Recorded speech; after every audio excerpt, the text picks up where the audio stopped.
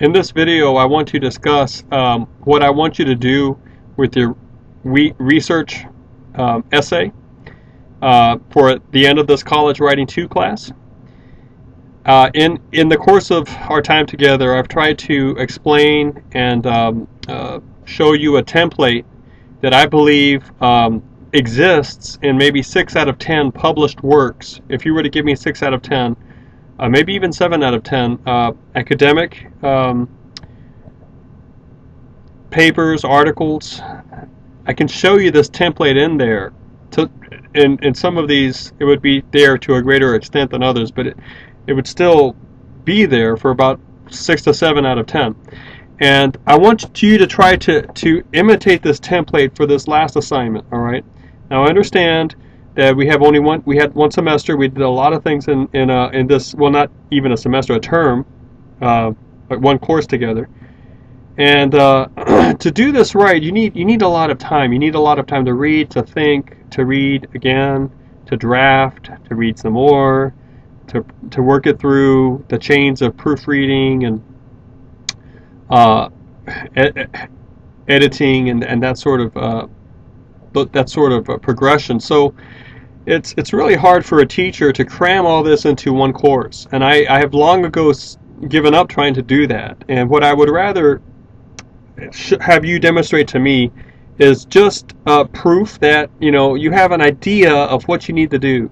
So I'm asking you to write an essay as your final work here in this course, and in the essay I need you to show me the template. Now the template has three sections, remember? Alright, it has, if you want to just think of them as intro, body, and closing, that's fair enough.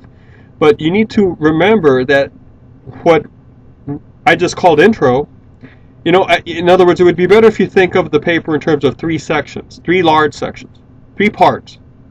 The opening, the middle, and the ending. Okay. Now in the opening part, you need to provide the proposal that you've been working toward. All right. Now you've already written some of this, but you need to provide your topic section. Start with that and really make clear what your topic is, and then show how you have a narrowed focus in that topic. So if you want to talk in terms of subtopic or whatnot, just start general and then say, look, I know this is the case in general, but I really, really focused on one particular thing. And tell your reader what that one thing is. Now the second thing you need to do, after you introduce, or you get your reader to understand what your focus was, then tell the reader, summarize the critical work that's out there on that focus topic. Now, if you can't find work that's right on that topic, then expand a little bit outward. But your next section, now this would be section number 2, would be a review of literature section, where you explain to your reader what other critical voices are saying about this, other researchers that have researched this topic, what were their big claims. So here, you're not really listing specific like data or charts or common knowledge or definition or anything like that. You're trying to find other research work that was done on this topic, and you're trying to give your reader, hey, look, here's the name of the authors, here's the name of the title of their article or book, and here's their main point. And here's another set of authors with another book that looked at this, and here's what their main point was. And then a lady from Canada, University of Toronto, looked at this aspect from another perspective, and she wrote on this part of it, and her main point was this. And so you're just summarizing some of the major voices that have been producing work on your narrow topic. All right, you don't have to do a lot of these, but you do have to build up a platform so your reader understands that you have done the reading, and your reader also understands what people are saying in the main.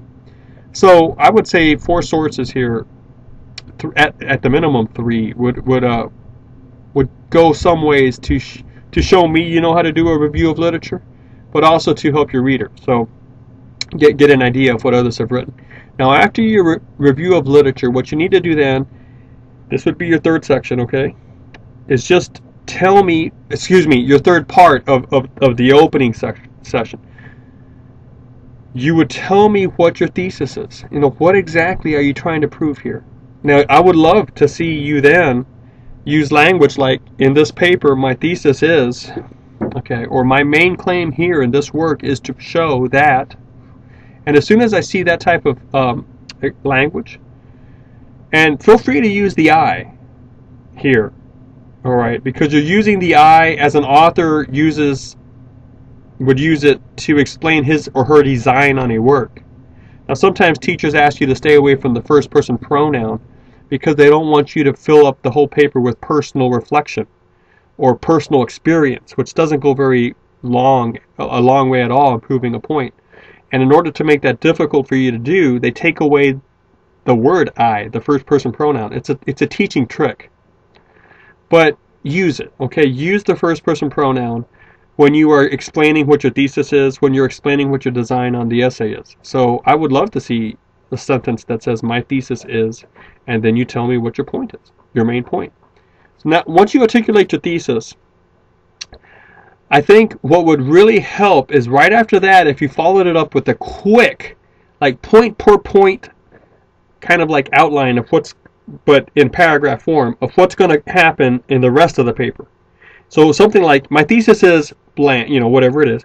And then the next sentence should be something, in order to support this thesis, I first must do, and then I'll do, third I'll present this data, and finally so think in terms of, if you wanted to really take your reader to the point where the reader understood what your thesis is, but didn't have any of the information you have now, what would be the first thing you have to do for this reader? What would be the second thing you'd have to give after that? And after they have that first and second thing, what could be the third thing you could give them? Like bits of data or definitions or ideas or logic or suggestions or questions or whatnot. So think in terms of steps. So you tell your reader what your thesis is and say, now look, now let me walk you through this so that at the end, you let me lead you through some steps here, at the end, you'll understand my thesis even better. I mean, I know you understand it now because you can understand English, but when you let me walk you through these steps of thinking, the steps of thinking and analysis that I've gone through, at the end, you'll probably be convinced that my thesis is right. So, here are the sections again at the beginning here. Introduce your topic. Then right under that, talk about the review of literature. What are other people writing about this? Right under that, give me your thesis. Right under that, give me quickly, in a couple like first, second, third, fourth. I would like it to see the sentences start like that. Tell me the steps you're going to take to prove your thesis. Then after that, begin the middle part of your essay, which I'm calling the core, or the body. And that is where, the steps you just outlined, you actually do them one at a time, and you fill them out. Okay, you bring in all these little scraps of data you found and the ideas and the logic and the definitions, and you put it all together and you make your case, okay? Now at the end, I would like you to repeat your thesis and then think of a neat way to close it all up, all right? Now, this is your final project for this class, and I want you to realize that it is going to take a bit of work, but I think it's certainly doable. And especially when, it needs to be 2,000 words long, at least, that's the minimum. And you need to use 3 sources that you review in your review of literature, and then 3 other sources you use in your course, so a minimum of 6 sources. And, we've discussed in this class the difference between an academic source and a popular source. And I would like that at least 3 of them be academic. Now, when I say that, I'm not saying they have to be books or articles. They can be websites. They can be blogs. So you need to go back and refresh yourself on the definition between an academic and a popular source. But you probably can pull from this already. I hope you have if you've done your reading and you understand the differences between source types. I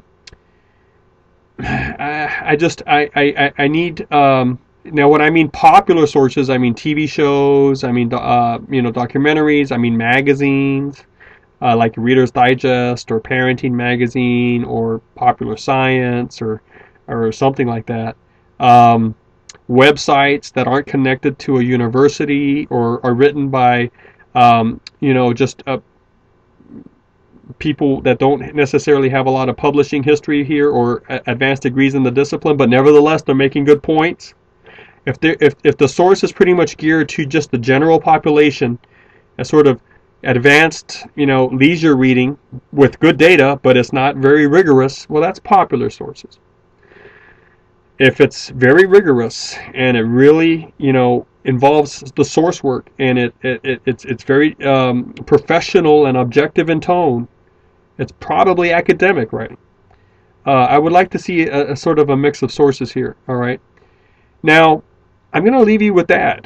I'm not going to give you a whole lot more of instruction here because part of this is something like a challenge or a test.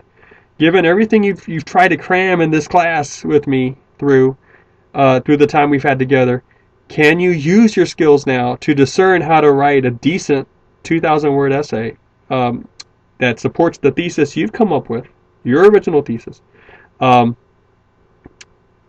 for this project? Now, I would also go back to check out what a good thesis is. Now remember, a good thesis is going to be not obvious, it's not self-evident.